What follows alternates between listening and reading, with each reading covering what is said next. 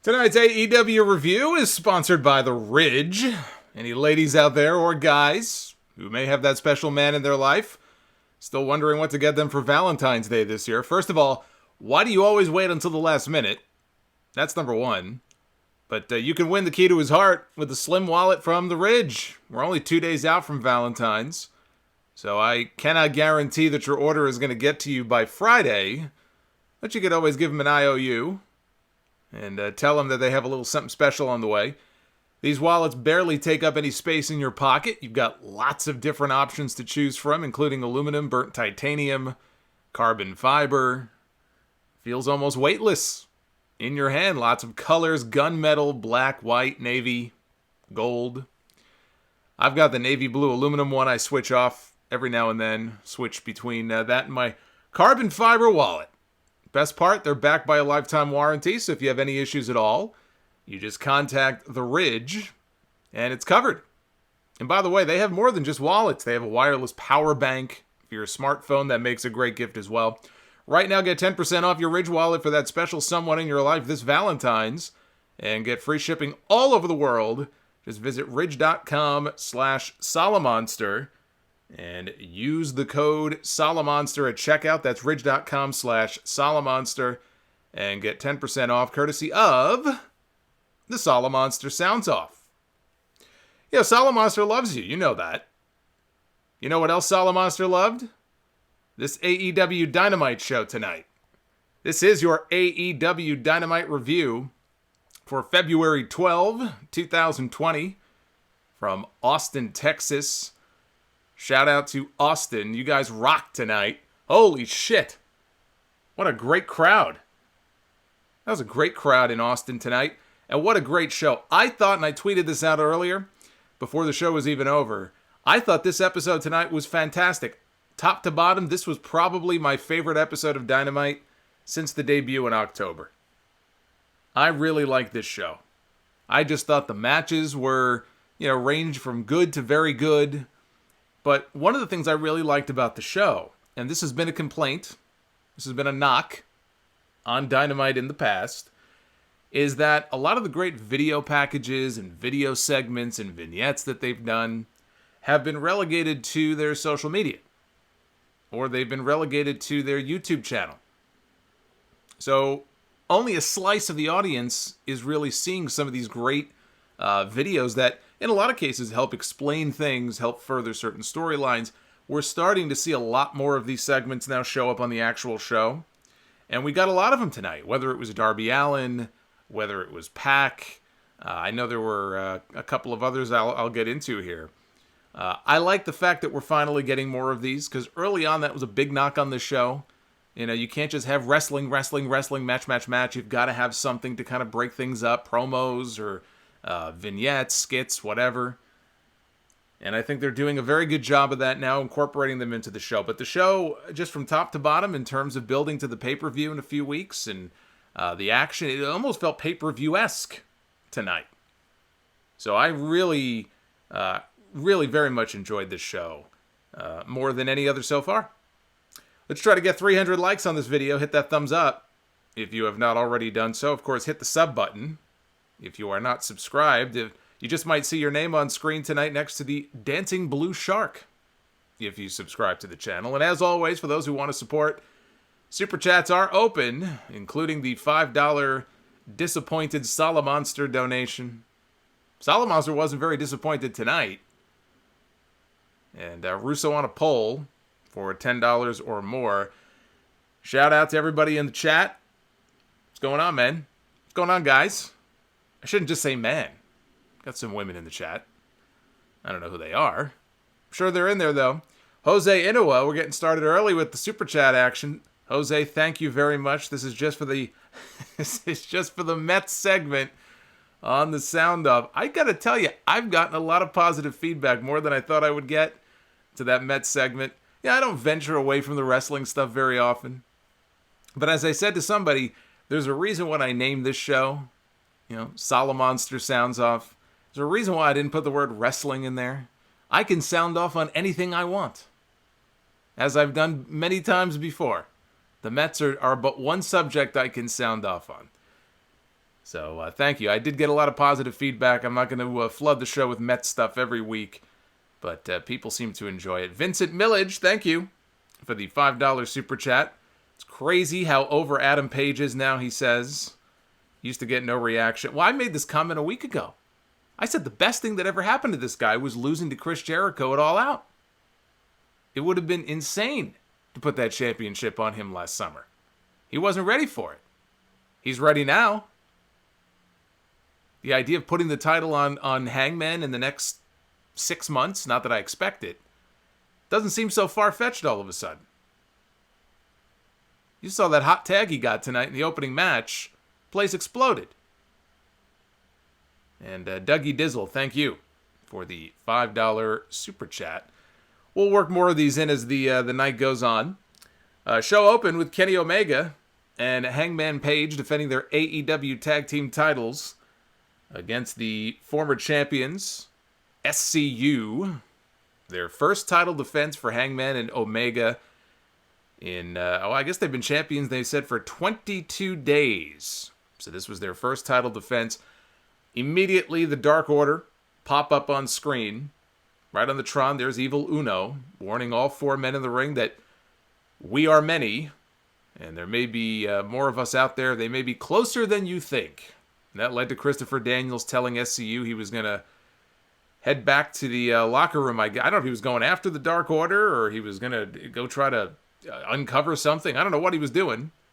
But he left, and we never saw Daniels again. And the announcers flat out admitted that people were wondering, where does his allegiance lie? You know, by going off to the back, Jim Ross said this is not going to help his cause. So now they're drawing attention to the fact that Daniels could be aligned with the Dark Order, trying to throw us off the scent. Wouldn't be surprised if, they're trying to do that on purpose, and he ends up being affiliated with the Dark Order, and everybody thinks, oh, he's the exalted one, he's the leader. Turns out he's not the leader. Maybe he's the co-leader. And the leader turns out to be Broken Matt, or someone entirely different. I hope it is Matt. Matt got his send-off on Monday Night Raw this week. He ate a concerto from Randy Orton. And his contract is up in a few weeks. It sounds like he's as good as gone. And if that's the case, when your contract expires, my understanding of how this works, I've never had a contract, contrary to what people may believe, with WWE. But my understanding is that when the contract expires, when it lapses, you are not bound by any kind of non-compete. You don't have to sit at home for 90 days. You're free and clear to go and do whatever you want, just like Jon Moxley last year. He didn't have to sit out 90 days, and a month later, he was in Vegas, making his debut at Double or Nothing. So, if Matt's contract is up, and it sounds like it is around March 3rd, sometime in March, he should be free and clear to do whatever he wants and go wherever he wants. He can end up wherever he wants to go. I'm wondering this, and again, I don't know how this works, but if WWE really wanted to fuck with this guy, what's stopping them a week or two before his contract expires from releasing him? If they release you, then you're bound by a 90-day non-compete. So again, I don't know all the logistics of it, and I would certainly hope they wouldn't pull a stunt like that. But hey, when you're in a war and you don't want people going to the competition, there's no telling what you may do. Imagine if WWE were to pull a stunt like that a week before this guy's contract is up. They know he's going to leave. They formally release him. They basically cut him. And now he's got to sit at home for 90 days just to fuck with him. I hope not. Anyway, we had Sky and Kazarian working over Kenny's back. So Omega makes that hot tag I mentioned earlier, and the people explode when Hangman tags in. He runs wild. It's a standing shooting star and Scorpio Sky for a near fall. Back and forth we go. Buckshot lariat. Sky ducks. And it was actually Kazarian who caught Page with a lariat. I thought that was a great near fall. So the highlight, for SCU the highlight was dueling Dragon Sleepers on Omega and Page. Of course, neither one tapped. And Omega in the end ended up hitting a V-trigger to Kazarian. Hangman hit a tope suicida to Scorpio Sky. And the combination buckshot lariat V-trigger to Kazarian finishes him off. Omega and Hangman retain the titles. I thought this was a very good opener. And there were a few different moments here where you thought Paige might accidentally collide with Kenny, but it never actually happened. And Paige went off into the crowd to drink beer with the fans. Omega left. And that left SCU all alone in the ring. Out comes the Dark Order. And they surround the ring. Best friends come out. Try to even the odds. Here comes the Butcher and the Blade and Helico and Jack Evans. Young Bucks come out. All hell breaks loose. This was meant to be a preview. They're having a tag team battle royal on the show next week, with the winners meeting Hangman and Omega for the belts at Revolution. Let me just go back. When I was praising the show earlier, and one of the changes they made, which is the inclusion of more video features, one of the things I really like about what AEW is doing right now, and NXT does a good job of this too, less so Raw and SmackDown, although I think they're trying to get better at it, but one thing AEW does a very good job of, at least heading into Revolution, they have put together a schedule of matches between now and the pay-per-view. Every week, they're promoting something in advance. So last week, they were promoting 2 or 3 different things for this week. They promoted the cage match in Atlanta for next week, and they promoted the 30-minute Iron Man match on the go-home show before Revolution at the end of the month. Tonight, they added a few more matches. Next week, we have a whole bunch of matches. The week after, we have the Iron Man. So I like how they're laying these things out in advance. They're letting you know, hey, next week, 2 weeks from now, here are the big matches to look forward to. They're loading these shows up. Got a cage match next week. Got a tag team title match next week. 2 weeks, we've got an Iron Man match. Smart. It's smart. They're keeping people, invested. They don't want you to turn away. They're giving you a reason to watch the show. I think that's smart. They're thinking things, trying to think 2-3 steps ahead. I think that's what you need to do. So, Santana, he sat down in the ring with Jim Ross prior to the gates opening, so arena was empty. And, the story here is he's out for revenge tonight against Jon Moxley in the main event for what Moxley did to him, blinding him with those car keys to the eyeball. But in doing so, he explained why it was so personal to him. He says, 10 years ago, he was in a deep depression. He was living in darkness, so he called his father. Now, his father started going blind when he was 14 years old. And the doctors told his father, by the time you're 25, you're going to be completely blind. You're not going to be able to see. And so when he got the phone call from his son was down in the dumps. I feel like I'm in the dark. His father said, that's how I feel every day. And his father died before he had a chance to say goodbye. His father, he says, was stolen away from him. His father just passed away on New Year's Eve, which is why he missed a little bit of time last month. So JR says, well, Moxley was going for revenge too. Wouldn't you blame Chris Jericho? And Santana said, look, he had the chance to join us. He pissed it all away. And he built his own coffin. And tonight he's going to put him in the dark. I thought this was a fantastic babyface promo. The problem is, it came from a member of the top heel faction in the company. But even still, I thought this was a great segment. It was the most that we've heard from Santana. We got a lot of background. They weaved his real background here into the story. I thought this was tremendous. I thought this was great. So shout out some more people here who have been donating. Just make sure I don't miss anybody. CJ LaChapelle earlier with the $10 super chat. Said Justin Roberts is the best ring announcer in the business today. Can't believe WWE let him go. You need to read his book. Or better yet, use our Audible link and go listen to it. His audiobook, Best Seat in the House, is up on Audible. audibletrial.com/Solomonster. Cheap plug. You can get it for free. His book is great. And you're going to hear some of these behind-the-scenes stories. Now, again, it's his perspective. It's one person's point of view. But some of the stories he tells about his dealings with management and the things that he was allowed and not allowed to do, and it's It gets infuriating sometimes, but I still think it's worth a good read if you want some insight into the behind-the-scenes workings of WWE. I would recommend it. Twitch H, sent a $10 super chat earlier. A slow, consistent build to a pay-per-view from week to week, he says, hopefully leading to big payoffs.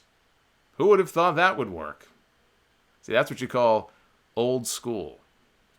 Austin Sanders, thank you. Excuse me, $5 super chat. Says, this show is an example of hearing the crowd versus actually listening to them. They took stuff that didn't work, and they tweaked almost everything. In fact, I'm going to have another example of that in a little bit here, so it's funny you make that point. And we'll pause here. Jacob Donnelly, thank you for the $5 super chat. Says, any chance Brody Lee will be the exalted one if he signs with AEW? It's very possible. It is very possible. Again, I would not be surprised if they co-opted not one but two kind of leading figures if Daniels does end up going to the Dark Order, but it's someone else, you know, who's really calling the shots. So we'll see. We'll see where they go with this. But again, I can't say enough good things about that Santana promo. I just thought it was great. We got a Darby Allin video. He still can't see, or not see. I'm still thinking of Moxley. He still can't speak. Between Moxley and Darby, it's see no evil, hear no evil, speak no evil. So he can't speak after taking a skateboard to the throat a couple weeks ago by Sammy Guevara. So he held up cue cards. He held up these giant placards with messages on them, basically challenging Sammy to a match. Hey, what are you doing at Revolution? Are you free at Revolution? And Jim Ross told... and actually there was a sign in here where he basically accused him of getting... what was it? Herpes? From kissing Chris Jericho's ass? Is that what it said? I believe so. Is that possible? Can you get herpes from kissing? I've not done this, so I wouldn't know. It's kind of nasty. Jim Ross told us that Darby's injury was worse than expected, and he is still not medically cleared. So it's possible he will not be cleared in time for the pay-per-view. Sammy Guevara, speak of the devil, against the Natural, Dustin Rhodes, here in Dustin's hometown of Austin, Texas, which explains why he got a singles match here on the show in the first place. So Dustin, midway through, he's climbing up to the second rope on the inside. Looks like he's going to go for a moonsault. Jake Hager comes out. He distracts him. And Rhodes, he ends up coming back. He crotches Sammy on the top rope. And twice, Guevara is trying to suplex him or knock him off the top. And, twice he's able to knock down Sammy. Finally, he basically does that inverted suplex where Sammy he just takes a nice big fall face first down onto the mat. And it never ceases to amaze me when he does this. But then again, I remember that Ricky Morton does the same thing. And Ricky Morton is probably, 10 years older. 10 or 12 years older than Dustin is. And he's doing destroyers. But Dustin has become a new move in his arsenal now. Hits the Canadian Destroyer. And the final reckoning for the pin. So Dustin takes the mic. And he refers to Hager. He says, hey, Jericho's bitch. And Hager turns around, says, you broke my arm? Now I want a piece of your ass. You're a failure at your MMA career. You've been a failure here so far. Are you going to accept my challenge to a match at Revolution? And Hager started to walk down to the ring. Then he turned around, thought better of it, and he walked to the back without accepting the challenge. However, later in the show, they did announce the match is now official. It will be Dustin Rhodes against Jake Hager at Revolution, one-on-one. And look, they're doing Dustin and they're doing him against Hager one-on-one. Dustin had to win this. I saw a couple of complaints online. Oh, Sammy lost to the old guy. Dustin's the one with a match at the pay-per-view. Right now, Sammy has no match. You got to give Dustin a win somewhere to make him somewhat credible. He's not going to beat Hager. I'll eat my hat. I don't even wear a hat. I'll buy one and eat one. If he pins Hager. Forget this DQ bullshit. He's not beating Hager at the pay-per-view. So you got to give him a win here. I had no problem with it. Plus, they were in the guy's hometown. If this were WWE, that's an automatic loss. So I had no problem with Dustin winning here. Thank you to Jacob. Did I mention Jacob? I did mention Jacob before. Okay, I want to make sure I'm all caught up here. Suave Titan, brand new donator, $2 super chat for saying Butcher and Blade normally. He gave me $2 for saying Butcher and Blade normally. I'm trying to behave. Some people think it's annoying when I say it the way that Excalibur says it. Some people like it. I'm trying to be on my best behavior right now. You can't see it. I'm like tweaking here. My hand is shaking here. It's taking every fiber of my being not to say the Butcher and Blade the way that I used to. Brian, thank you for the $5 super chat. The weirdest booking idea. Leva Bates as the Exalted One's secret secretary. Yeah, I don't like that idea. And Chris Quillman, thank you for the $5 super chat as well. He loved Darby doing Sammy's cue card gimmick against him. Also makes sense, since apparently he cannot speak. So Tony Schiavone, he had the unenviable task of, once again, interviewing Dr. Britt Baker. This poor bastard. Every week he's got to interview this woman. She's making fun of him again, being a Starbucks barista. I don't even know if he still is a barista. How does that even work? Once you become a barista, is it like some kind of designation where you can just walk into any Starbucks any day of the week and just be a barista? Or, I don't know. Is there a certain way this works? I didn't think he was a barista for years. But she keeps ragging on him for it. So last week, if you remember, Britt Baker broke some of Yuka Sakazaki's teeth, which is my nightmare. Any kind of dental surgery, dental injury, just the thought of it makes me sick. She says, you know what? She actually did her a favor. She improved Yuka's health. That tooth had extensive tooth decay. It was going to come out anyway. So she took that tooth out for her for free. Says Yuka probably doesn't have health insurance. Well, you know, she's probably right. Either that or she can't afford it. She got tremendous heat for saying that the fans had chubby, confused Whataburger faces. That's why healthcare is so expensive in America. Too many people eating Whataburger. Getting fat. Having health problems. Diabetes. This is what happens. I see no lies. No lies detected in what Britt Baker was saying here. No offense to Austin, the good people of Austin, Texas. So she reminds us that she's a role model. She has 2 degrees. I thought this was fun. You know, when she hits that key line each time, whether she's ragging on the local sports team, or she's calling people fat and ugly, whatever it is, it's like her promos are kind of like, all right, this is really, you know, her delivery isn't really that great. Then she hits the one line, and she gets unbelievable heat. Maybe it's cheap heat, but it's heat. I still maintain this is the best possible role for her here on this show. So I thought this was fun. Ray Wrighton. How you doing, Ray? Always love hearing from Ray. With the $10 super chat. Adam Page Moonsault is still trash. He got lucky last week. And don't come for the queen. Yes, Ray is a huge Charlotte Flair fan. So if you insult Charlotte Flair, she'll be very upset. And I'm not going to insult Charlotte Flair. I think Charlotte is you know, fine at what she does. She just has a shitty moonsault. Her moonsault is shit. That's okay. You know, she can't be perfect. She can't be great at everything. Here's the thing about Charlotte. Charlotte's form on the moonsault, when you see her in the middle of the moonsault, looks great. The problem is, when she lands, it looks like shit. So, she needs to stop doing the moonsault. It's just that simple. She insists on doing it, I'm going to call it shit every time she does it. Food Hive, thank you for the $10 super chat earlier. Dear Britt Baker, he says, never disrespect Whataburger in the state of Texas. We don't play like that. What's the big deal with Whataburger anyway?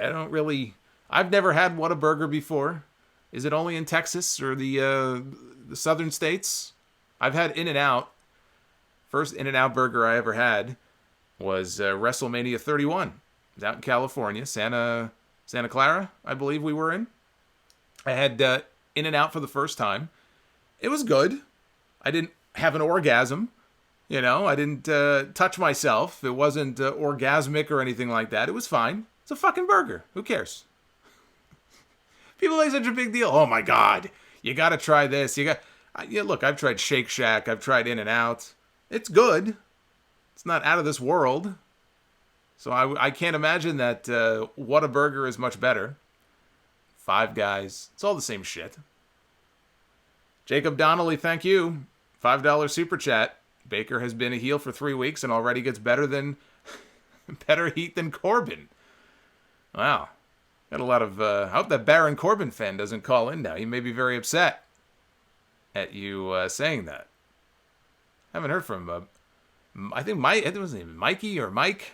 Is that the Baron Corbin fan? Anyway, Nyla Rose. She challenged Riho for the AEW World Championship. Nyla had not been pinned since her loss to Riho on the debut edition of Dynamite back in October, when Riho first won the championship. This was a very good match. I enjoyed this. I didn't think I would, but I did. Very much enjoyed this match. Best Nyla match I think I've seen to date. She connected with a Death Valley driver on Riho from the middle rope. Great near fall. Nyla tried for Kenny Omega's One-Winged Angel, which every week Excalibur calls it the One-Winged Angel. Kind of annoys me. Riho escaped, hit back-to-back Snapdragon suplexes, back-to-back Snapdragons by 98-pound Riho, and then she hit a Northern Light suplex for a near fall. Riho hits the double foot stomp off the top. Nyla kicks out at one. Goes back up top, hits a second one, goes back up top, hits a third one, which was, didn't look that great, but she hit a third one. Nyla gets her foot on the bottom rope. Riho goes for a move. Nyla catches her with a weak spear, followed by the Beast Bomb. And we have a new women's champion. Thy name is Nyla Rose. You knew it was inevitable. The way, she's on the posters. She's one of the more featured personalities they have. You knew it was only a matter of time before Nyla Rose took that title. And not for nothing, again, I enjoyed the match. There were some parts that didn't look great. I thought that spear at the end looked kind of weak, but these two had good chemistry together. So I actually thought this was a pretty good match. Now, it may have just been a TNT thing here after the match, where this aired during a split screen. My attention was diverted to something else here. I did manage, though, to see this full screen. So again, if you were watching on TNT, you may not have been able to see this well or hear what was going on. I saw the full screen version of this. When Nyla got to the back, Tony Khan was there, and he greeted her with the most awkward hug that I have ever seen. He just looks very socially awkward. I think that's a good way to describe Tony Khan. Nice guy, smart guy. Seems like a bright guy. Runs a sports franchise, runs a wrestling promotion, but he seems a little socially awkward. Something a little weird here. So this was a very weird hug, very awkward hug. And Kenny Omega was there. He was very upset. He was very down in the dumps that his girl Riho lost. And Nyla was very upset. She felt disrespected. There were only a few women there, a few people to greet her. Jericho got bubbly after he won the title. Here she gets nothing, no applause, no nothing. So that was it. That was the whole segment. You didn't miss much if you didn't see it. But if you were watching on TNT, because I heard from a few people saying, I can't hear what's going on. So I found another version online so I can actually see what was going on. And again, you didn't miss much. Let's take a look here at the Super Chats here. Just get caught up. I'm trying to handle this in a better way, so I'm not doing too many of them at once, but I want to make sure I don't miss anybody here. So, Kevin, oh my God, the $1.99 Super Chat. Please say the Butcher in the void. I don't know what you're talking about. He's called the Butcher. What do you mean, the Butcher? Is that what you mean? There you go. He super chatted. I had to. I had no choice. Ray with the 99 cent. Thank you. Thank you, my love. Lexi Nair. Lexi Nair interviewed Chris Jericho backstage. Again, Lexi, I believe, is DDP's daughter, if I'm not mistaken. Jericho was flanked by the Inner Circle, and he corrected her. It's Mr. Jericho, he said. Jericho said he has a surprise for Jon Moxley next week. He scoured the world for a bounty hunter to fight Jon Moxley next week, should Moxley somehow make it past Santana tonight. And that person is Jeff Cobb. Jeff Cobb will be wrestling Jon Moxley next week. Hell yeah. Jeff Cobb is great. Jeff Cobb has been wrestling for Ring of Honor and New Japan. If you're a Lucha Underground fan, he played the Monster Matanza. He was under a mask, but he was the Monster Matanza Cueto in Lucha Underground. Very talented big man. I say big. He's not tall. He's got a wide frame. So in that respect, he's kind of a big dude. But he's not, 6'5" or 7 feet or anything like that. Now, some people might be wondering, what's the deal? Did his Ring of Honor contract run out? Is he signed with AEW? What's going on here? He has not signed with AEW. This is per PW Insider. His contract with Ring of Honor ran out at the beginning of the year. He elected not to sign a new deal. And so he became a free agent. Now, he is still working for Ring of Honor, but he is not working with a contract. So he is not bound by any kind of contract or written agreement or anything like that. And it sounds to me like they're just bringing him in next week to lose to Jon Moxley. So who knows? If things go well, he may yet sign a contract. But right now, this to me sounds like a one and done. But if he's a free agent, I guess, look, he could work more with them if things go well. They like him. But unless he signs a deal, look, Moxley is going to the pay-per-view. He's wrestling for the world title. He's not getting beat by Jeff Cobb next week. So Cobb's coming in to lose. But Moxley against Cobb is going to be great. That's going to be great. Jared, thank you, my friend. $25 super chat. Holy shit. Thank you, my friend. Please keep Brandy off TV and away from a mic. I'm going to talk about Brandy here in a second. I didn't think Brandy was bad. I thought Brandy was very unoffensive tonight. But back to Jeff Cobb here. I think it was Sean Ross Sapp. I think it might have been Sean Ross Sapp. I saw him mention this. And he made a good point. Next week, even though he's not under contract, it's an ROH star, basically, against a New Japan champion in an AEW ring. It's kind of like that time we had the ECW champion defend, or I'm sorry, let's backtrack here. If you were a fan back in 2000, you may remember Taz had just jumped to the WWF. We had a WWF star against a WCW star for the ECW title. And that whole clusterfuck. What was Taz be thinking, too? He leaves ECW. He goes to WWE. All of a sudden, this weird situation comes about. They say, hey, we need you to do a favor for us. We need you to go back to ECW. Not only go back to ECW, you're going to beat Mike Awesome, who just signed with WCW and fucked over ECW. Which actually, that's not really fair. I think, if I remember, Awesome in part jumped because he wasn't getting paid. So ECW probably fucked him. But it was just this weird situation. So that's kind of what this, in a way, that's kind of what this reminds me of next week. But think about this also about Cobb. So you've got Cobb coming in, right?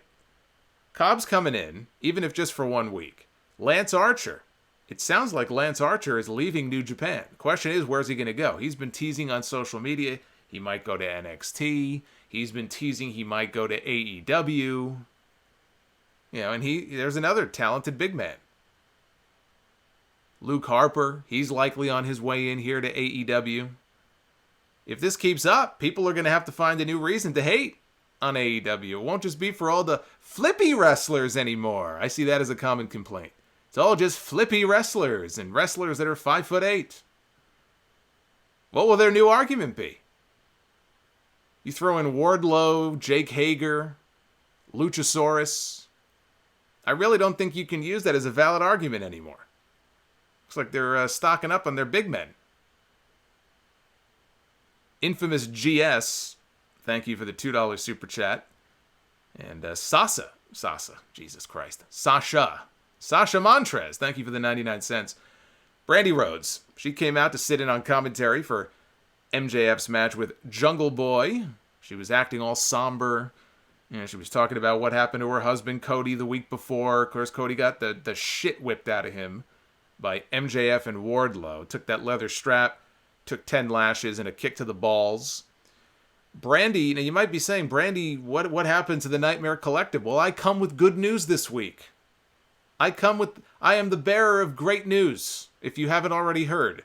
Brandy went on Wrestling Observer Live this week with Brian Alvarez and Mike Sempervive, and she confirmed that the Nightmare Collective is no more. Or at least her involvement in the Nightmare Collective is no more. They might keep Mel and Luther together as some kind of undercard act, possibly. But the Nightmare Collective, for all intents and purposes, is over. It's done. No more Nightmare. The Nightmare is over. And I gotta give credit where credit is due. Credit to them. Credit to them for recognizing that it just was not working and changing course. They didn't have to do that. But they saw the writing on the wall. They said, look, they heard the reaction. This is not working. And they dropped it. Good on them. Good on them. It was the right move for them to make. So I got to give them credit for that. They were able to pivot. They did the right thing. Sylvan Green, thank you for the $10 super chat.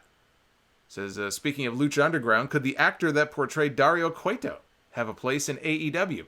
I don't think so, because AEW is not doing the authority figures, but I'm so happy you brought that up.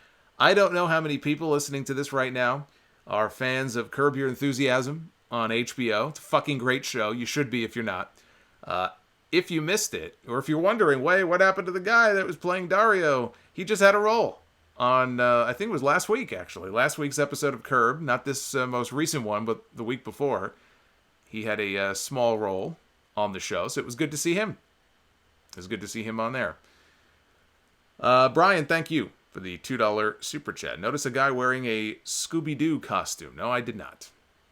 No. Somebody had a Solomonster sign tonight, but I don't know if they got it on TV. I was watching for it. Told me to look for it.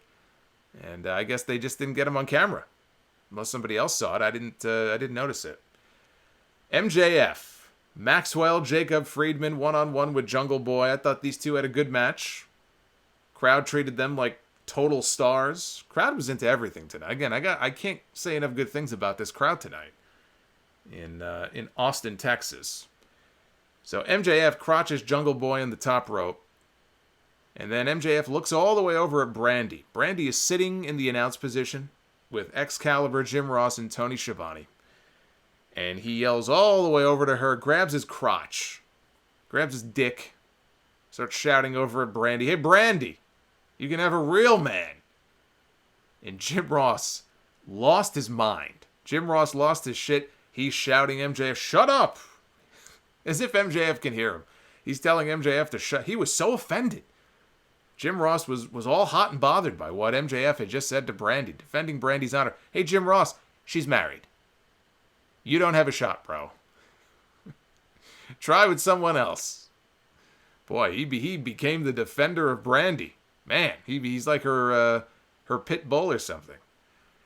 So Wardlow comes down. Wardlow was not out there. Now he came down. He passed the Dynamite Diamond Ring, the $45,000 Dynamite Diamond Ring, to MJF, who hit Jungle Boy with it. Then he hit the Double Cross, his version of the Crossroads, and got the pin. After the match, Wardlow hit basically a giant spinning F5 to Jungle Boy. Luchasaurus and Marco Stunt ran down to make the save. MJF and Wardlow bailed. We got a training video, a vignette here with Pac. Said Kenny Omega has not been the same since Pac choked him out in Chicago.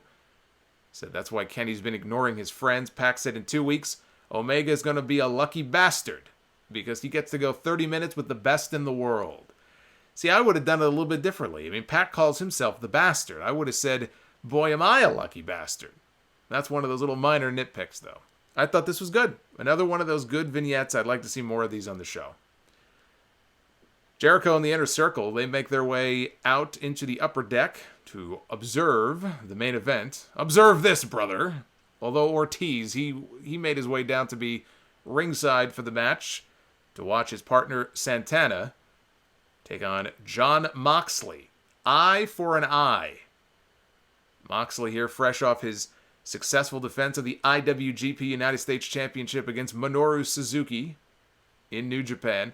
I love that match. If you didn't see it, find it, watch it, do yourself a favor. You don't have to be a New Japan fan. Find the match and watch it. It's a lot of fun. He had the eye patch back on after it had come off during the match with Suzuki. Yeah, I was expecting something out of a horror movie. When the eye patch fell off, I was expecting maggots and guts and blood and pus. No, it's just a normal eyeball. Everything looks good. It's not like Jake Roberts. Remember when Jake the Snake took the arrogance in the eye from Rick Martel? Now, as a kid, when the eye was exposed and you saw nothing but the white of his eye, freaked me out. Of course, younger me didn't realize he was wearing a contact lens because I was an idiot. But it looked cool. If you were a kid, it was a cool visual. What the hell happened to his eye? His eye disappeared. It vanished. He may never see again. And then at WrestleMania in the blindfold match, the eye looked fine. The eye was back to normal. Anyway, right away they brawl into the crowd. Before climbing into the ring, referee rings the bell. I thought this was good. Nothing outstanding or anything. Ortiz got involved a few times. Santana hit a pile driver at one point for a near fall. He went up top and ate the knees on the frog splash. So Moxley goes up top. Ortiz spits alcohol in Moxley's one good eye. And Santana follows that up with a frog splash for a near fall. Moxley goes after Santana's good eye, hits the paradigm shift, and gets the pin. So to the surprise of no one, Jon Moxley picks up the win here. It's a good spot for Santana to be in, though. I think between the promo earlier in the show where he was able to inject some of that real-life, drama and the backstory with his father, the way they tied that into the whole thing with the eye, I thought that was very clever. The spotlight was on him. He's a tag team guy. And this is the first time that the spotlight was really on him as a single. I thought he did fine. I thought he shined in that promo. But the match was fine. As soon as the match was over, we got a gang attack by the Inner Circle. And Jericho connected with the Judas effect on Moxley. Got a visual pin on him. Out comes Jeff Cobb. He's motioning. Jericho's motioning for somebody to come out. And out comes Jeff Cobb, who is there. And he drops Moxley with his Tour of the Islands slam. And the Inner Circle poses. You have Cobb standing in the background. Again, I don't expect him to be a permanent member of their faction, but it was a cool visual. You got the Inner Circle at full strength, standing tall over Moxley. I like this because if you remember a few weeks ago, I said, how are they going to keep this interesting? They had 4 weeks. They still had 4 weeks of television to get to this pay-per-view. You've got to come up with ways to keep this fresh and interesting and not get old and peak before you get to Revolution. So they've been doing the thing where Moxley is basically taking out member by member the different members of the Inner Circle. It was Ortiz, was it last week? This week Santana got the spotlight. Now they're bringing in Jeff Cobb, which I think is awesome just because I'm looking forward to that match. So again, they've done a good job so far of keeping things interesting, and we'll see what they do on the go-home show. Are they going to go the predictable route and do a contract signing? Are they going to do something else? So is Moxley going to have to wrestle somebody else? I don't know. We'll have to wait and see, I guess. But again, I thought this was the strongest Dynamite show top to bottom of all the episodes they've done so far, and they've been on the air now, 4 months, I think? Beginning of October? I thought this was a great show. A few hiccups here and there. It's not perfect, but this was an excellent show. I thought everything was just, it pushed things forward to the pay-per-view in a great way. I want to see more of these promos. I want to see more of these videos that they're doing. Everything seemed to tie together and make sense largely. So I can't say enough good things about this show this week. Brian, thank you, brother, for the $2 super chat. Appreciate it. Notice I think I said that already. Never mind. I'm all caught up. Thank God. Let's talk about next week, because next week they're in Atlanta. We've got Cody and Wardlow in a cage. We've got Moxley against Jericho's bounty hunter, Jeff Cobb. That is, if Moxley can be medically cleared. It's kind of odd, because Moxley was wrestling tonight. Why wouldn't he be medically cleared? That sounds kind of stupid. And Omega and Hangman. They will defend their tag team titles again, this time against the Lucha Bros, so that's a pretty packed show next week. Plus a tag team battle royal, with the winners getting a championship match at the pay-per-view. So they've loaded the show up in Atlanta next week, and then in 2 weeks they're in Kansas City, 30-minute Iron Man match with Kenny Omega taking on Pac. Of course, all roads lead to Revolution on February 29th. I will be going live after each and every one of those shows right here on YouTube. In fact, starting with the NXT TakeOver live stream this Sunday, I've got, 5 more live streams scheduled this month. We've got NXT TakeOver, 2 more Dynamite streams. We've got a sweet Saudi money stream that we're going to have some fun with, I promise. That'll be on the 27th. And an AEW Revolution stream, once that show is over on the 29th. Plus 2 more Sunday sound-offs this month, including episode 639 this weekend. So the point of all this is a lot of content coming your way. So get ready. And now would be a good time to check out the Twitter poll. Very curious here to see how the 2 shows stacked up in the Twitter polls. You can vote, if you've not already done so, at Solomonster on Twitter. You can vote in this AEW poll, which we'll look at first. Over 1,000 votes, 87% thumbs up, 13% thumbs down. So an overwhelmingly positive score for Dynamite. Meanwhile, over on the NXT side, interesting.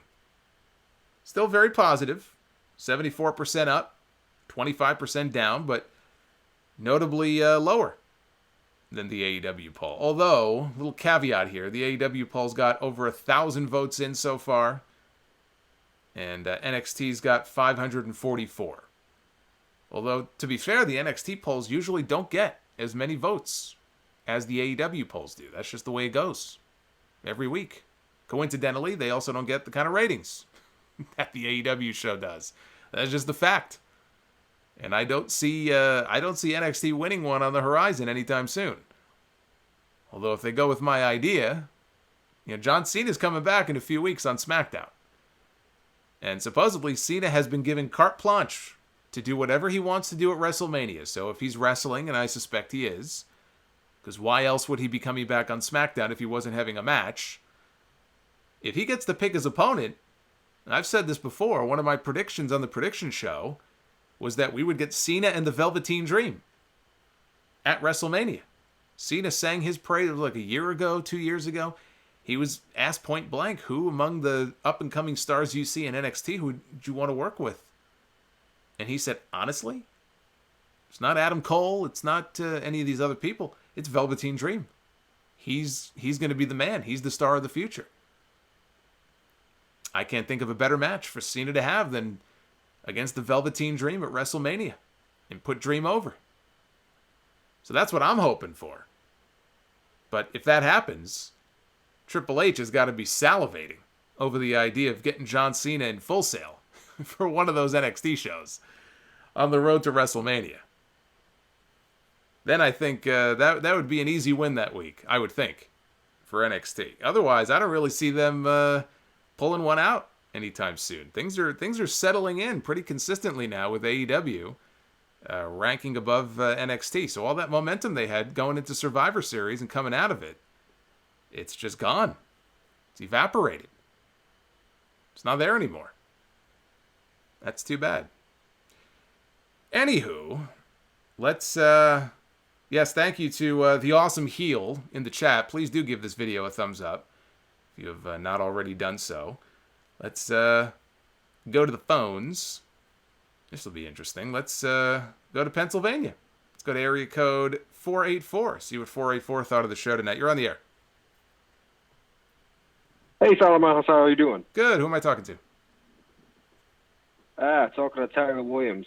I thought, like you said earlier, I thought this was a great show. I thought it was very stacked.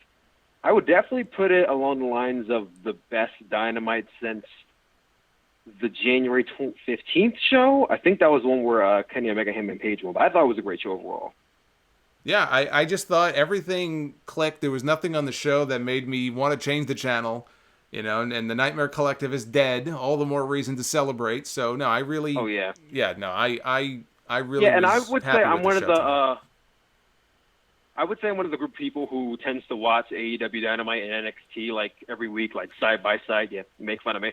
But tonight, I would say I probably watched 90% of Dynamite and like only a tiny bit of NXT. And NXT has a go-home show this Sunday, so I guess that says a lot about how good Dynamite was this week.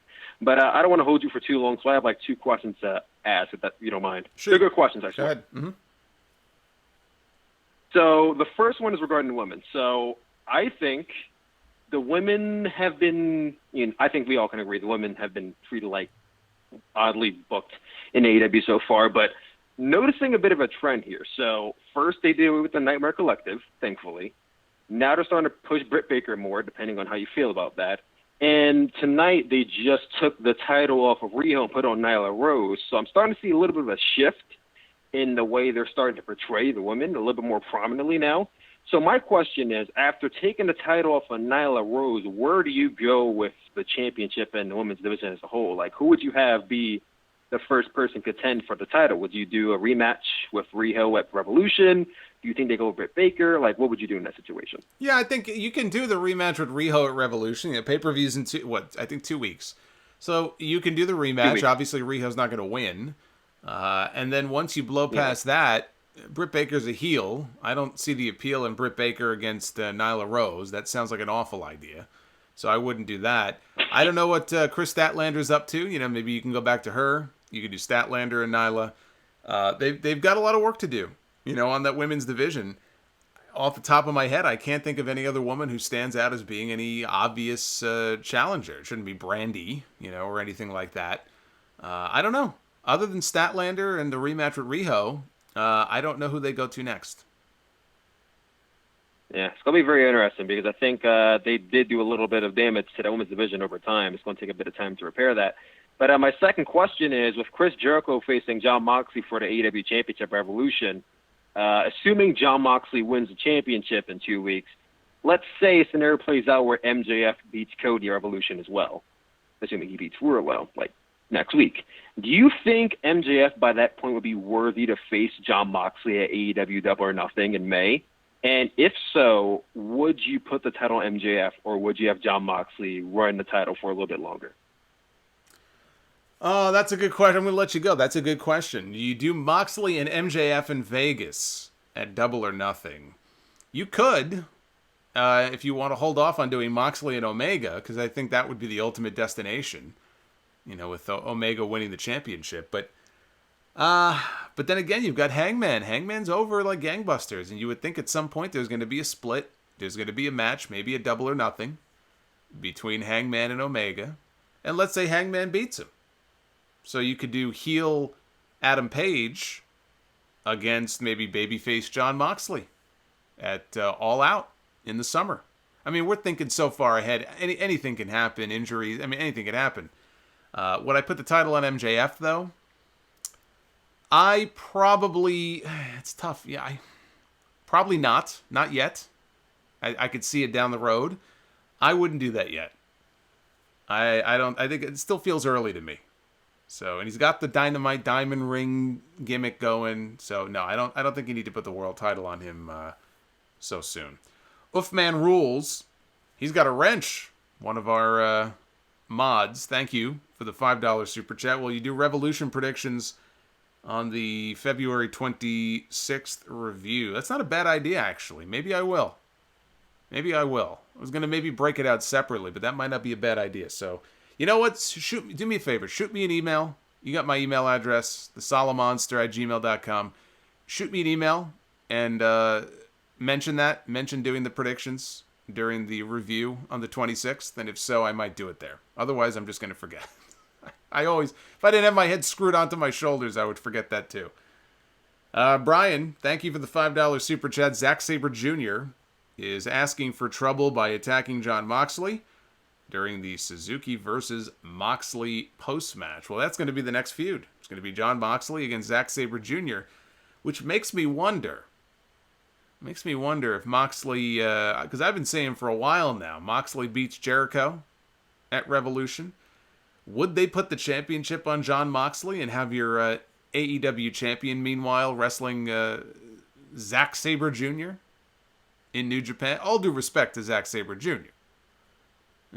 Maybe. I guess one doesn't really have to do with the others, so.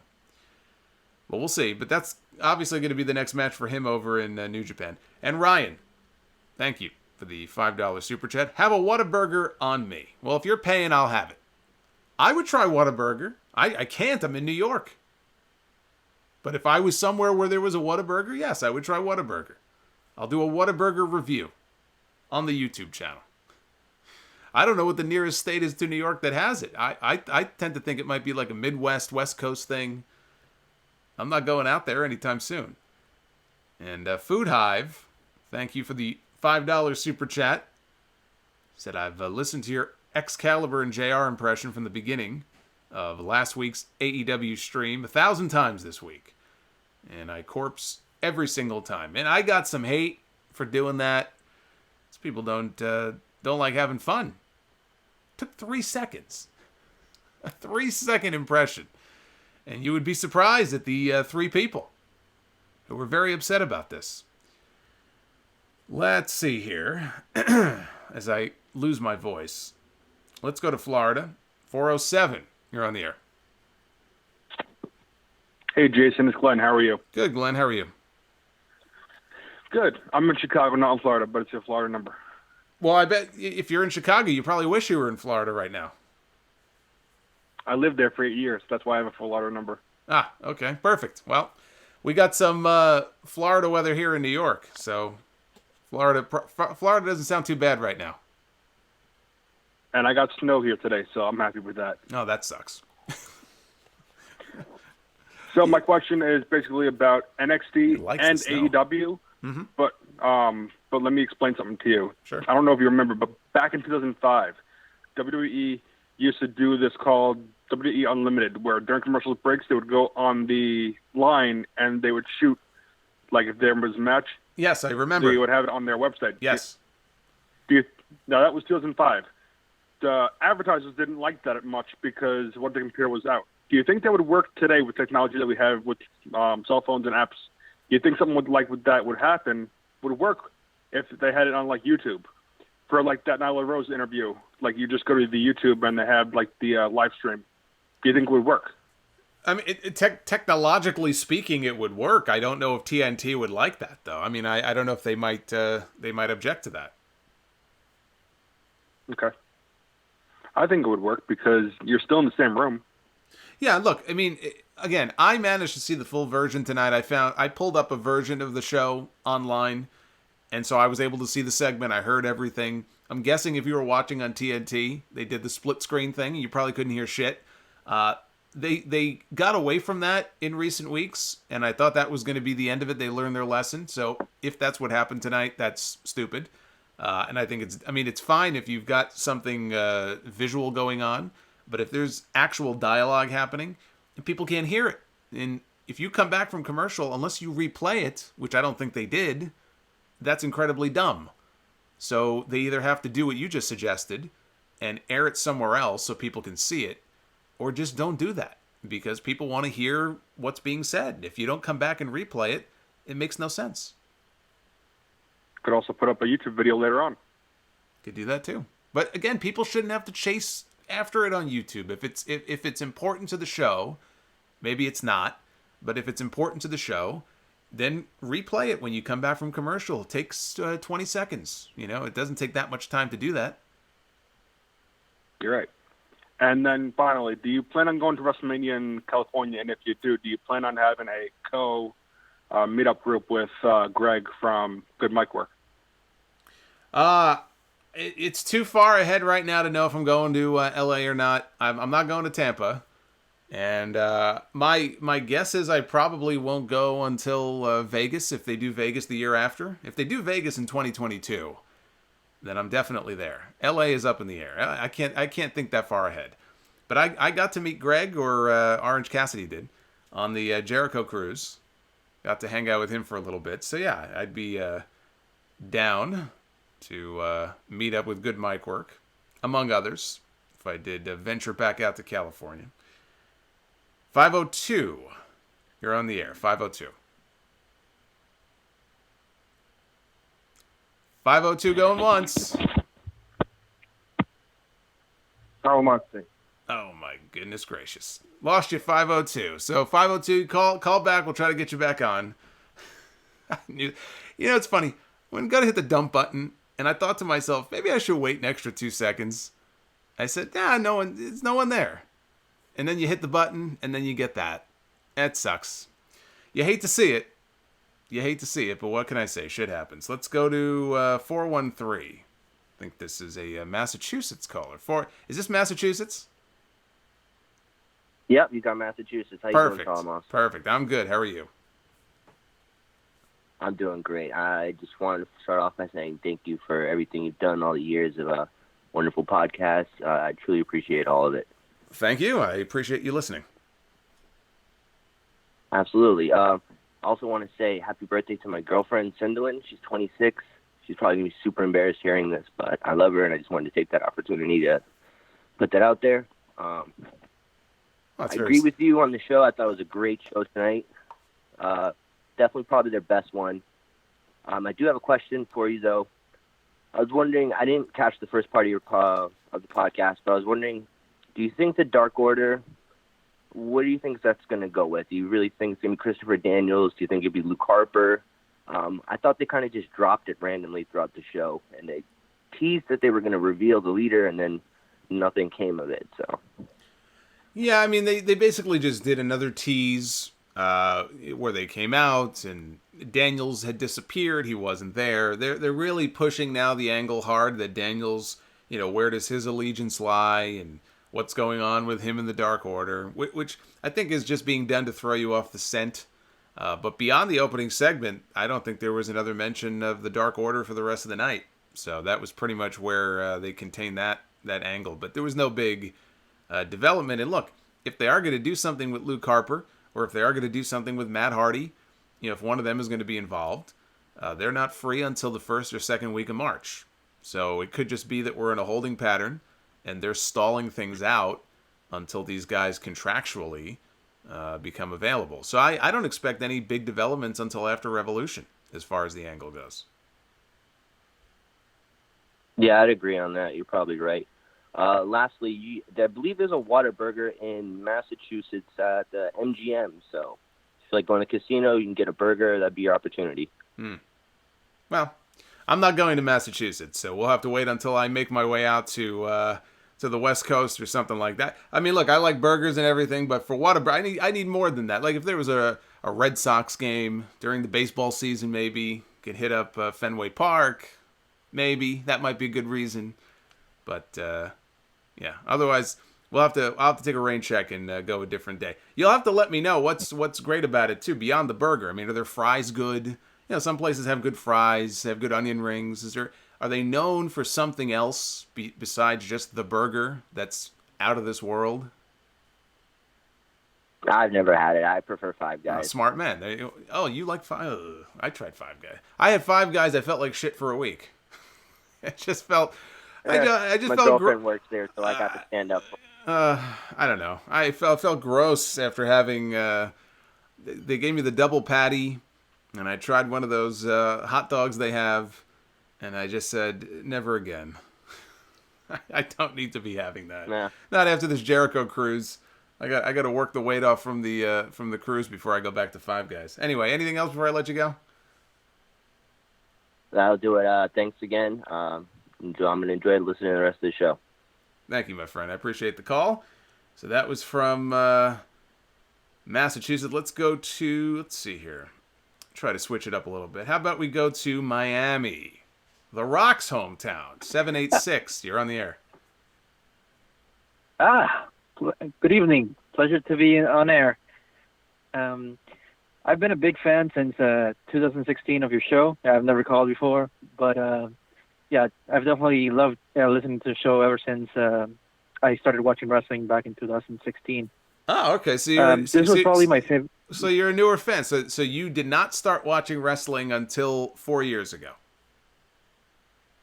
Nah, I started watching wrestling, reading online about the Dean Ambrose versus Seth Rollins storyline, that whole stuff with him like jumping out of boxes to like beat Seth Rollins up and stuff like that. And I thought that was just a really cool thing. And I watched videos online of Ambrose like cutting promos on Rollins, and I thought that was the coolest thing ever. Interesting. Okay. So, all right. So, yeah, Jon Moxley is my favorite wrestler at the moment. So let me ask you this: when he jumped from WWE to AEW, do you still watch WWE, or are you all in on him and AEW only?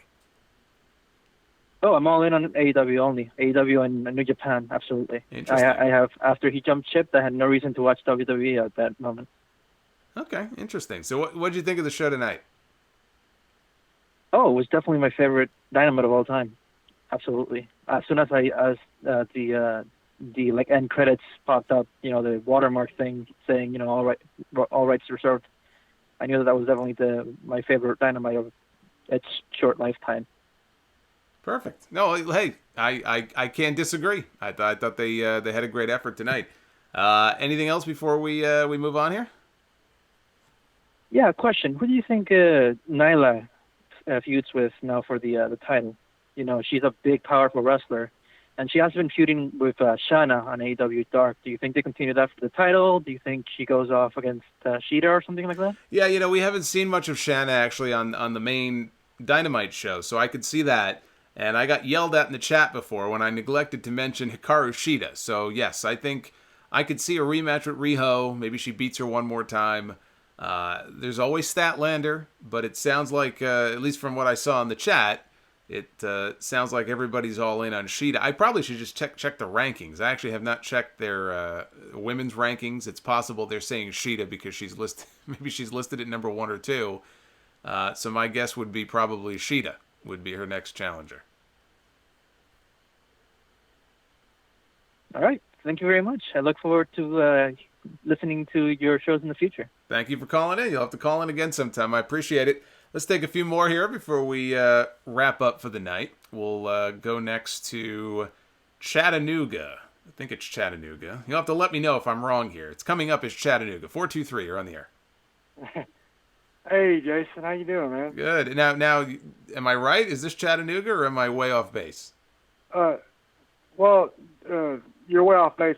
It's Lafayette, Georgia, but it's close. Oh my God. Hey, close. That's a different state. That's not even close. That's all right. The hell am I paying for with this system? Anyway, it's not your fault. I'm glad you're calling in. What's your question? I was going to say,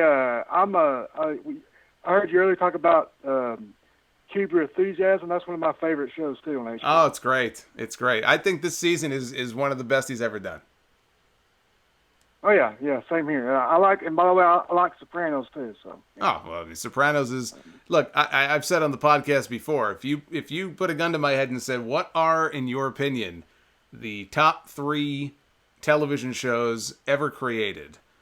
In no particular order, they are The Sopranos, The Shield, and Breaking Bad. Yeah. I can't argue with that. those are your top 3, and I keep hearing about The Wire, and I haven't watched it, so I can't judge it. But for me, The Wire's a good show. Is it? Is it worth watching? Yeah. I mean, it ran like I think it ran 5 seasons, but it's a different cop show. It's not one of these same old. I mean, I give it credit for something different, but it will never, to me, to be honest with you, it will never come close to The Sopranos. I'm just saying. Well, I mean, that's kind of in a league of its own, though. Right? Yeah. That's what I'm saying. But The Wire had its moment. I mean, it's not a bad show. I'm not saying, but it ran 5 years. It just didn't have that fan base as Sopranos did. That's I guess what I'm trying to. All right. I don't even remember how we got on this subject, but I'm glad we had that conversation. So what? Yeah. Let's shift back to AEW. What'd you think of the show? I liked it. It was good. I enjoyed the Moxley match. I enjoyed the Dustin match. My question to you is: are they going to have another championship belt for the mid card, or anything? Or Yes. Yes, they are. In fact, and I'm going to talk more about this on the podcast this weekend. Cody did an interview. Okay. I think it was with the Observer, and he didn't give too many details, but he did confirm that they are going to have another championship. He wouldn't say when. He made it sound like you got to be patient. Mm-hmm. They're going to go slow. They're going to take their time. It's not going to happen in the next few months. But based on kind of what he was saying, I'm not sure if it's going to be a singles title or if it's going to be, because he was talking about doing something that's never been done before. And the first thing I thought of was on the Jericho cruise. I think that this might have aired on Dark in the last couple of weeks, but they taped a match on the cruise. It was an intergender match with Kenny Omega and Riho against Kip Sabian and Penelope Ford. It was actually a great match. And him saying that we're going to do something that's innovative, that's never been done before, makes me wonder if instead of another singles title, if perhaps they might go the route of something like an intergender tag team title. Again, that's just me speculating. I'm not sure, but Cody basically said, they're going to have a new championship sometime probably later this year. Well, good. I hope they do, because they need something to kind of feel not just a tag team title void or the heavyweight, the championship. I'm just saying they got to. If they could do that, that would make the show more different. I mean, more interesting than just what you see with. I like the Jericho and Moxley stuff. Don't get me wrong. I'm just saying, I guess give some other people time to shine. Yeah, no, I agree, and I think it's going to happen. I think it might. I think the time to do it, maybe if it's a tournament to determine it or however they do it, might be to introduce it in the summer. Maybe even around the time of Double or Nothing. It doesn't have to happen now, but I think 4, 5, 6 months from now would be a good time to unveil and crown a new champion. So yeah, I agree. Yeah, awesome. Well, thank you, Jason. Have a good one, my friend. Thank you. You too. Yeah, I'm going to talk more about that on the podcast. It's pretty much what I just said. Cody had a few more comments, but just based on what he said, it's clear they're thinking along the same lines. If it were me, it should be a singles title. Just something for the guys in that mid to mid upper card area to fight for. If they're not going to use the diamond ring that MJF has as a championship, if it's not going to be defended, then they should have a mid-card title for those guys to fight. Guys like Darby Allin. Darby Allin's not fighting for the world title anytime soon. So what about guys like him? What about guys like Jungle Boy? Luchasaurus, who I think will be at one time or another. He'll be a world champion down the road. But there should be something for these other guys, even a Sammy Guevara, to fight for. Let's go to Garden City, Long Island, area code 516. You're on the air. Hey, Jason, it's Jared. How are you? Jared. How you doing, Jared? How you doing, man? Hey, Jason, I know you grew up in Brooklyn. I grew up on the island mostly of my life, but there's a place out in Massapequa on Merritt Boulevard called All American Burger. It's it's not like a chain or anything. Probably the best burger in the world. Better than In-N-Out, Whataburger, or wherever the West Coast burgers are. Best burger in the world. Yeah, it's right in Massapequa, right on Merritt Road. My dad used to take me there when we were younger. I mean, I just thought it. But there's only one chain. They have like 2 types of burger and fries. That's it.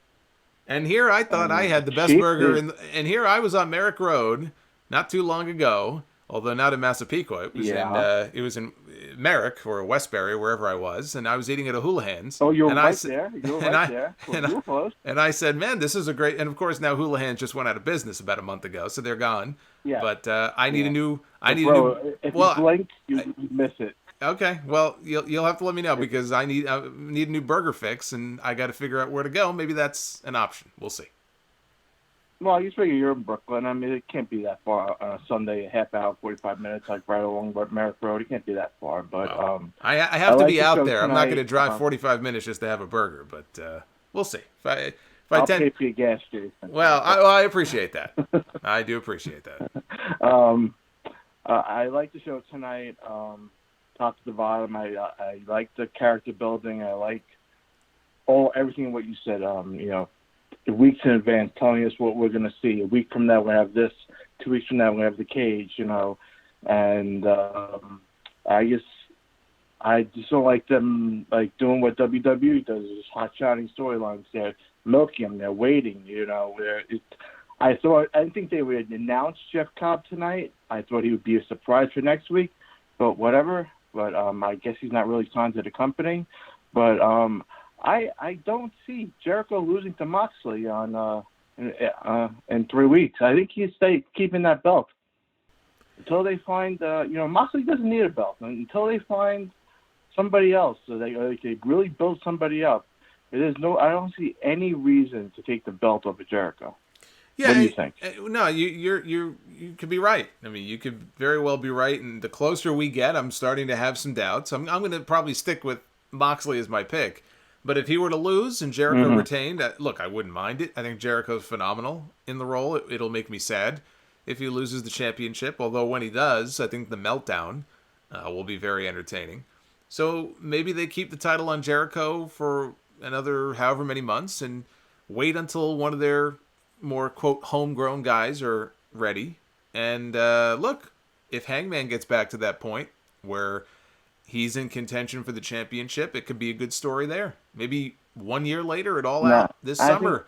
One year after they had their match where Jericho won the title, all of a sudden Hangman now he's got this chip on his shoulder and he's got more confidence now and the fans are behind him in a way they weren't last year. And maybe now he's ready and maybe he's the one to take the title from Jericho. So they can go a whole bunch of different ways. So you don't think he's going heel? No, I do. I do think he's going heel. I do. No, okay. I do think he's going heel. And if he does, then it won't be him. But I'm saying if they wanted to just continue to build him, he's over like Rover right now. I mean, people are into him big time. So you could also look at that as an option. No, I really enjoy what they did with the Darby Allin segment and everything else like this, and the Santana segment. Telling stories of what Vince used to do, like back in the 80s and 90s, like Jim Ross sitting down with Rock and Austin, telling stories. Why I need this? Why I need that? Why should I care about you? I did not know that Santana had a blind father that died 6 weeks ago. Stuff like that. It's just character building, and it just seems like AEW is just like on a straight line, and WWE, not to knock them, is just a zigzag all over the place. It's just that's what I think right now. Yeah. No, I mean, it's a much more easier show to watch. What? Yeah, all good points. All good points. Anything else before I let you go? No, Jason. Have a good day, and I'll listen to this weekend. Awesome. Thank you for all the support. Appreciate it. That's from Jared, who I know dropped a $25 super chat earlier in the show. Let's see here. I'm thinking we might. Let's take one more. I was getting a little worried. My computer was barking at me, and it felt like it was about to shut down. I was going to try to shut the stream down before the computer shut down, but I think it's calmed down a little bit. Let's take one or two more, and then we'll wrap it up so I can put this thing to sleep a little bit. Let's go to 502. You're on the air. 502. Solomonster. Who am I talking to? It's Chris. Hey, Chris. Mystery Man Chris, what's on your mind? Yeah, I was trying to get to my phone. I had it charging, and right when I got to it, it clicked off. Oh, this is the Oh, that's right. This is the 502 that I hung up on before. I'm sorry. Okay, I'm glad you got that. It took me a few seconds to realize that. Okay, good. I'm glad I got you back on. Now I don't feel so bad. No, it's all good. It's funny because I've only called like 3 times trying to get in, and I got in 2 of those 3 times. So it's all good. Perfect. What's on your mind? Well, first off, I just wanted to say that I watched the 9th anniversary of the HOG. Oh, yes. Recently? Yes. Great work.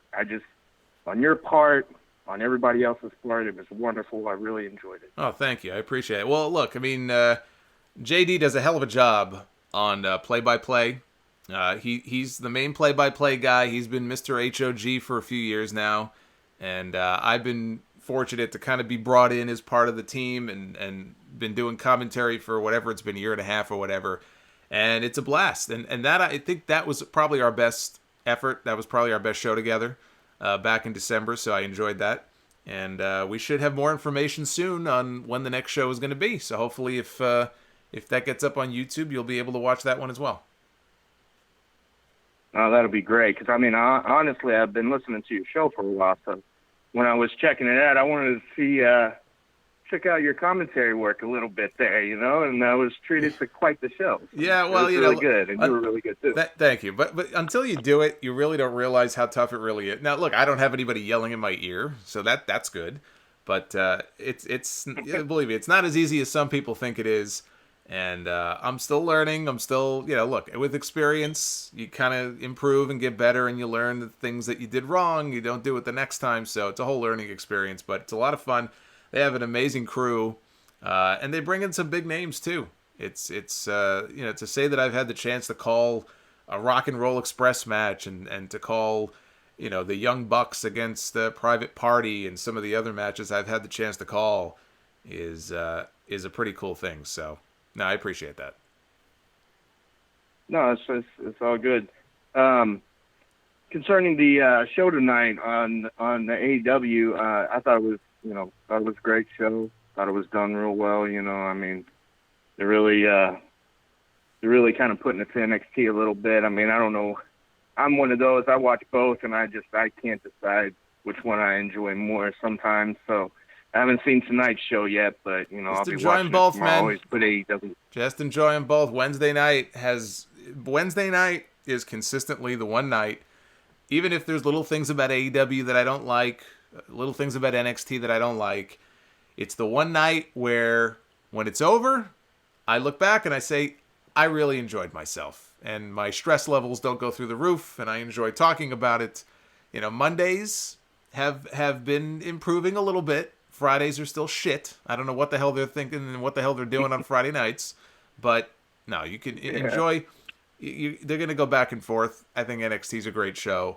The ratings are what the ratings are. But just enjoy both. Right now we've got a good thing going on Wednesdays. And who knows how long it's going to last. So I say just enjoy both.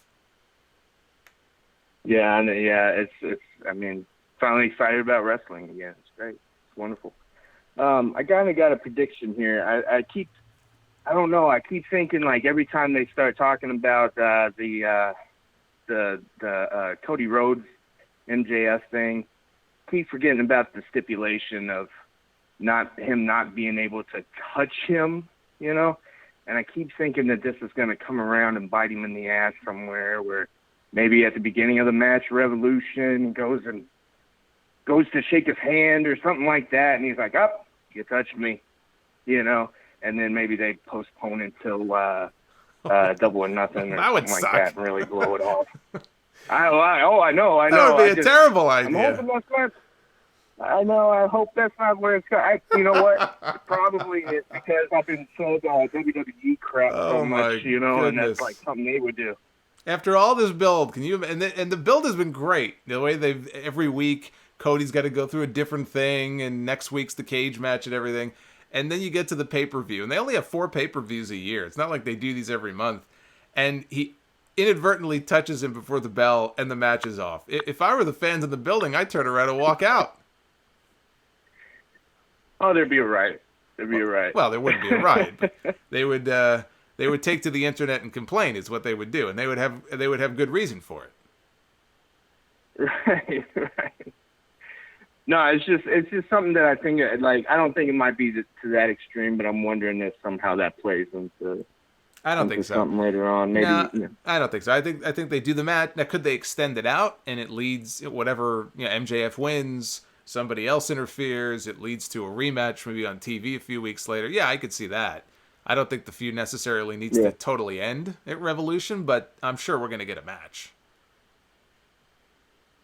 Oh yeah, definitely. I mean, that's like I don't know what that and Moxley and Jericho. Those are like the two big storylines they got going on. I could definitely see them just extending it out to Double or Nothing somehow. Yep, I agree. Absolutely. Anything else before I let you go? No, that was it. Really wanted to mostly call you and, talk to you about the HOG show. I was blown away. I mean, it was free. Yeah, no, I appreciate that. And they don't always go up on YouTube. I was even surprised when they told me they were putting the whole thing up, because that usually doesn't happen. They'll take individual matches maybe or snippets. If you didn't see it from the show before that one, and this is up on the YouTube channel, I believe. You can find the channel, by the way, people that don't know, it's HOG Wrestling on Twitter is the handle. And if you just search House of Glory Wrestling on YouTube, you'll find the official channel. You got to go back and see the segment. It was the video game battle that Low Key played against Leroy Green. Yeah, I did watch that. Oh, my goodness. And I had to call that, and I had never called anything like that in my life. I just kind of got wrapped up in the moment. But the reaction from the people in the building, the 250 people, whoever were there, and actually it might have been more than that, was fantastic. Because it's not the sort of thing you expect Low Key to be part of. That was the whole point. You got the ridiculousness of Low Key having to play Street Fighter in the middle of the ring. So they do some quirky stuff like that every now and then. But again, it really is a good crew, and you're going to see a lot of these guys on TV in the future. You see them now in AEW. That's Private Party, Santana and Ortiz. These guys were HOG, before anything else. So you're going to see a lot of talent coming from there. If you've never checked it out, I think you might like it. Check it out. Okay. Well, thank you very much, Solomonster, and I really appreciate you taking my call. Thank you, brother. Appreciate it. So, all right. You have a good one. You too. So that's a good way to end, with a nice little plug there for House of Glory. I've had some people ask me, when's the next show? That was the last show in December. When's the next one? We'll know soon enough. Should be an announcement coming very soon for the next HOG show. So that'll be fun. Always a good time. If you are in the New York area, New York, New Jersey, if you've never been to an HOG show, come on down to Queens, say hello. Guarantee you'll have a good time. If you want to vote in the polls, let's take a look at where things stand right now. AEW poll. We're up to 1,300 plus, 87 up, 13 down. And the NXT poll, let's see if we've cracked 1,000. No, not quite. 650 votes, 73-26. It's just the way it is every week. Even the NXT content in terms of views and traffic, it always lags behind the AEW stuff. I feel like even the people who hate AEW are watching the AEW content and voting in the polls, and they're not watching the NXT content and voting in the NXT polls, which is kind of funny. So, but anyway, both shows are great. I am looking forward to watching NXT tomorrow. I am going to be going live, so please join me Sunday night. Super Chats, as always, will be open, and we'll have a fun review of the NXT TakeOver Portland show. Poppy is going to be performing. Poppy is back. She's going to be opening up the show on Sunday. I believe this is the first NXT TakeOver show, maybe ever, but certainly the first one in a very long time that's got 6 matches listed. Usually it's about 5. So they're going to have an extra match more than usual. And earlier in the day, Sunday, episode 639 of the Sound Off will be dropping. Brand new RSPW Rewind. I think you guys are going to get a kick out of. A lot of good content coming to the channel. And of course, if you want a free audiobook, there's one for you. Mayor Kane. Narrated by Glenn Jacobs himself. Just go to audibletrial.com/Solomonster. Sign up for 30 days and get one free book. Doesn't have to be Kane. It could be something else. But you get a free book courtesy of the Sound Off. I'm out of here. Have yourselves a great night. Thank you all for the super... Oh, let me get to the super chats I missed. I want to make sure I don't miss these people. Oh, I almost ended without missing these fine folks. Holy shit. Turtlehead, thank you, my friend. $1.99 super chat. Says, I need the butcher and the blade right now. Daniel Carr, $3 super chat earlier. Thank you to him. Shane Adam Hughes, also with the $3 super chat. Have you listened to the latest clips on Jim Cornette? No, I've not I have not listened to Jim Cornette's gone a bit batty this week and said a lot of stupid shit. So I have not been on his channel. Brian, $5 super chat. Thank you very much. If you had to choose any wrestling faction to party with, who would it be? Well, I mean, if I would have said the Nightmare Collective, I guess they are no more. Ah, shucks. Damn, that's too bad. Boy, I would have loved to hang out with the Collective Nightmare. I guess I can't now. So I would probably go wrestling. Does it have to be current? Because Yujiro over in New Japan, still in the Bullet Club. Is it Bullet Club? I think Bullet Club. Yeah, his lady friend that he hangs out with. I wouldn't mind hanging out with them for a night. So maybe Bullet Club. Tamatanga. Seems like those guys probably know all the hot spots over in Roppongi to hang out. And Food Hive with yet another $5 super chat. Should they still turn Hangman heel, given how over he has gotten since he adopted the drunken gimmick? He is Cody levels over right now.